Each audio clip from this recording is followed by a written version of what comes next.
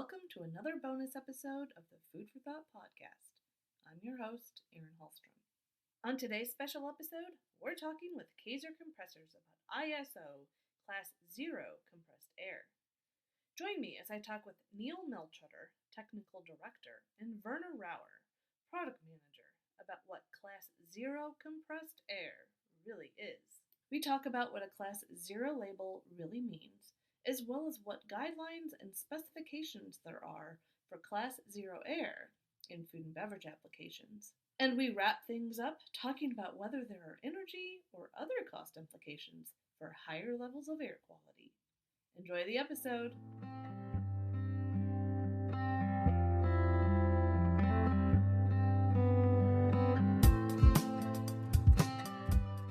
Welcome to this special bonus episode of the Food for Thought podcast. Let's jump right in. Can we start things off by explaining what does Class 0 mean as it relates to compressed air? Sure.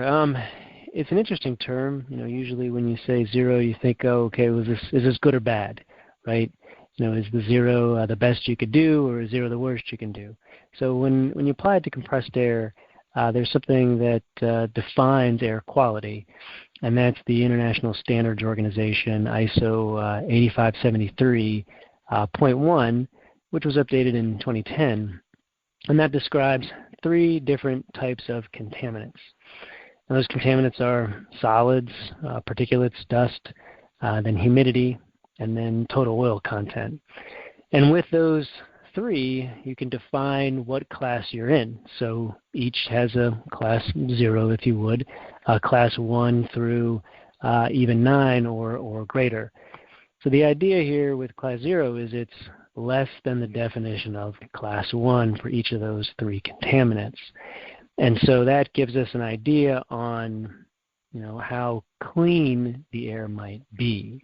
I did want to clarify that class 0 is basically user-defined below class 1. So as Verner said, if the customer has a very specific need or want, and it's lower than whatever class 1 is, we would define whatever that is and then try to deliver that based on what air treatment that you provide. So that's the big ticket, filtration to remove dust, particulate, oil, and then how to knock out the water that's in the ambient air, and then whatever oil may be entrained in that air system, either in the ambient air or from the compression stages. I know some oil-free compressor models are labeled Class 0. Is that the same thing? So in general, when you're defining class 0, we're talking about, again, those three contaminants, solids, humidity, and then oil as well. And so, some compressors, even ones that we would provide, include internal either refrigeration or internal heated compression when it comes to, say, an oil-free compressor, or even an oil-flooded compressor would have a refrigerated dryer as well as internal. So to define what that compressor output might be, we could certainly do that, but if it's just a general compressor, no attached dryer, no attached filtration, then you're subject to whatever you're bringing in with the ambient air. So, we've seen systems where let's say questionable placement of compressors mean that the compressor is going to ingest something. In a lot of cases, that might be fumes from delivery trucks. And so those fumes are going to have hydrocarbons in it. So if there's no air treatment that's downstream of your compressor, then you're going to get those hydrocarbons that are in the ambient air down into your process. So to answer the question, are those compressors that are labeled class 0 really class 0? Well, it'd be hard to define that if there's no additional filtration to ensure that you're getting out whatever is in the ambient air or whatever you might be putting back in from the compression and or, let's say, piping as well. A compressor that is oil-free with such a label still, as Neil said, it still needs downstream cleaner treatment equipment to reduce the water content, the contaminants, and any hydrocarbons that came from the ambient air. Typically, as a minimum, we recommend either a fine coalescing filter or a carbon filter after the dryer. Let me give you an example. You're in the basement of a dairy, milk processing and packaging plant. And along with the tanks of cleaning fluids, there's also an ammonia refrigeration equipment right there in the room where the compressor is sucking in the air. Any of these contaminants would end up in the milk jugs without further clean air treatment. Are there guidelines for a Class 0 air for specific industries or applications? In general, yes. There are tons of guidelines and rules about food safety. I name one in Europe, worldwide, the Codex Alimentarius, over here, SQF, FDA, just to name a few. But you will have a hard time finding real detailed specifications that are related to ISO 8573 for any particular food application. The guidelines about air quality for food safety worldwide are mostly non-specific. So food processing companies have to perform risk assessment for each process they use, and they make their own decisions based on industry norms, equipment manufacturer recommendations or requirements, best practices, and past experience, and recommendations from compressed air equipment providers. Ultimately, the operators are responsible for the products they make and provide any associated product recalls. However, there are some specific in terms of water, particulates, and oil for other areas. For example, grade D breathing air from the OSHA standard 29 CFR 101.134. They limit the oxygen content, the hydrocarbon, the carbon monoxide, the carbon dioxide, and here they say that the air which the people breathe with the breathing air mask cannot have more than 5 milligrams per cubic meter of air or less. So believe it or not, they are measurement instruments just for that, because there is the specifications, there are instruments that measure just exactly that. Another one is the NFPA 99, medical gases in healthcare facilities, where they say that the compressor's chamber where they compress the air cannot contain any oil or hydrocarbons. And that's pretty much all they say. They also say quite a bit about where the ambient air for those compressors should come from. Then we have in the an instrument air quality standard in ANSI ISA 700 from 1996. There are pressure dew point, particulate size, and here lubricant content. And they say that for instrument air, they say less than 1 ppm by weight, which is about 1.2 milligrams per cubic meter. There's one more, the Safe Quality Food Institute here located in Alexandria, Virginia, and they basically say that compressed air or other gases, remember there's nitrogen and carbon dioxide in food, that contacts the food or food contact surfaces shall be clean and present no risk to food safety.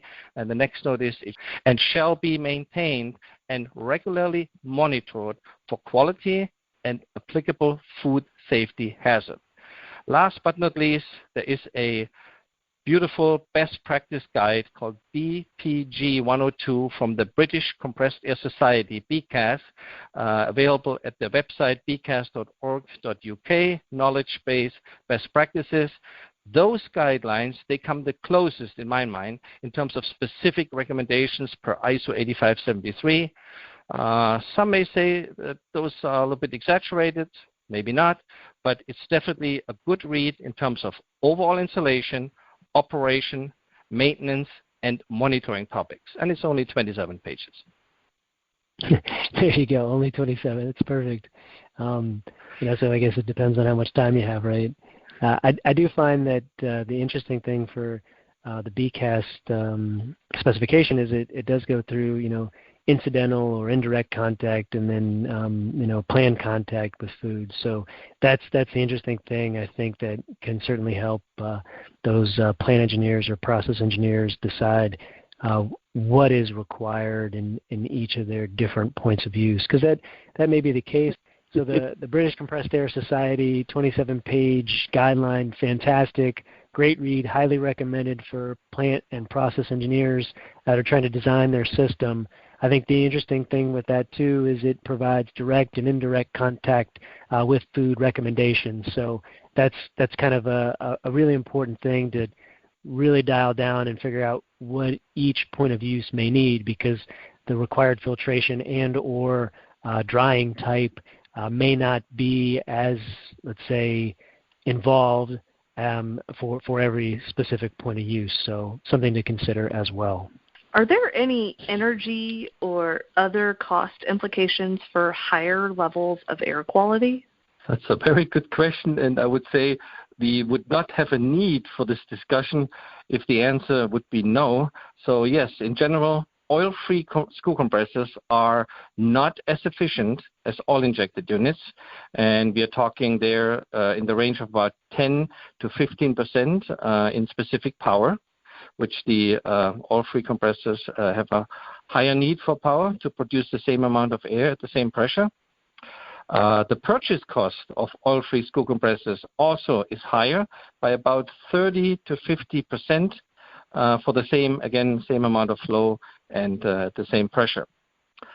If the guideline is to use very low pressure dew points, like minus 40 Fahrenheit or centigrade, they accidentally are the same, there are added costs due to the drying of the compressed air, no matter which principle of compressor you're using, and they range anywhere from 4 to 20% of energy cost, plus the extra cost for the equipment and maintenance of these specific dryers, if you compare this to a standard refrigeration dryer. Higher levels of air treatment, they impact the efficiency. You have purge air, pressure drop, extra filters or not. But this may be a necessary trade-off for the air quality you need. So like we said earlier, look at the application and then you treat it as needed, but you're not going to provide the entire building with a certain high-grade specific air quality if you only need it in one location. The best practice is to identify where do you need this higher air quality and apply, if possible, point-of-use filtration or dryers and filter the whole plant only for the overall grade of air quality that's required. This saves overall on energy and maintenance cost. In some cases, the plants may run oil-free units where needed with the higher level of air treatment. We see this quite a bit. Some people want to sleep at night, so it's more like an insurance policy, but they balance this, the need for sleep with the higher upfront cost, which they have, but possibly better long-term insurance. Let's say I just read about another recall on some chocolate with milk chocolate where they had contamination of salmonella. This is something which costs quite a bit of money, so you need to weigh that in terms of what do I use for my compressed air so I don't have to have a recall because of that, which is very unlikely, but certainly a possibility. I think I'll add to that too. You know, in a lot of these food processing facilities, heat recovery is a big topic, and then you have to decide how are you going to use that heat recovery, and then what type of cooling are you using for your compressed air system. In a lot of cases, they're air-cooled machines, and in some cases, they're also water-cooled. Water cooling compressors can really offer a significant value when it comes to heat recovery. And this is also the case, too, with air-cooled. But that can certainly be an offset cost in regard to your overall operating cost, not just of your compressed air, but also of your facility.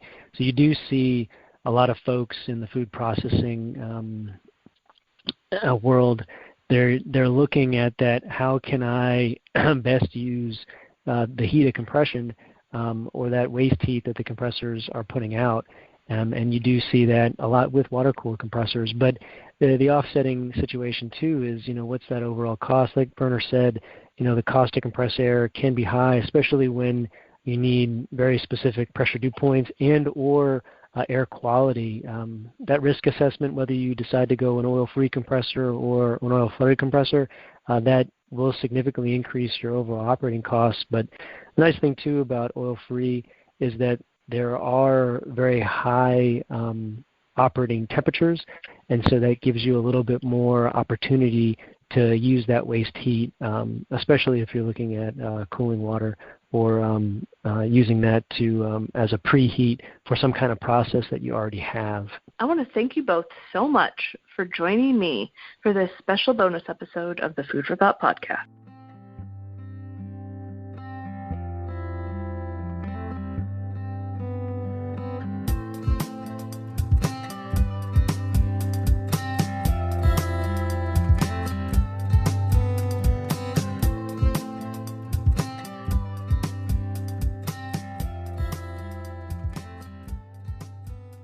For everyone listening to the Food for Thought podcast today, thank you for tuning in. You can find us on Apple Podcasts, Spotify, Stitcher, and just about everywhere you can listen to a podcast. Be sure to tune in next time as we talk more about the stories behind the headlines of the food and beverage industry. Take care. Have a great day.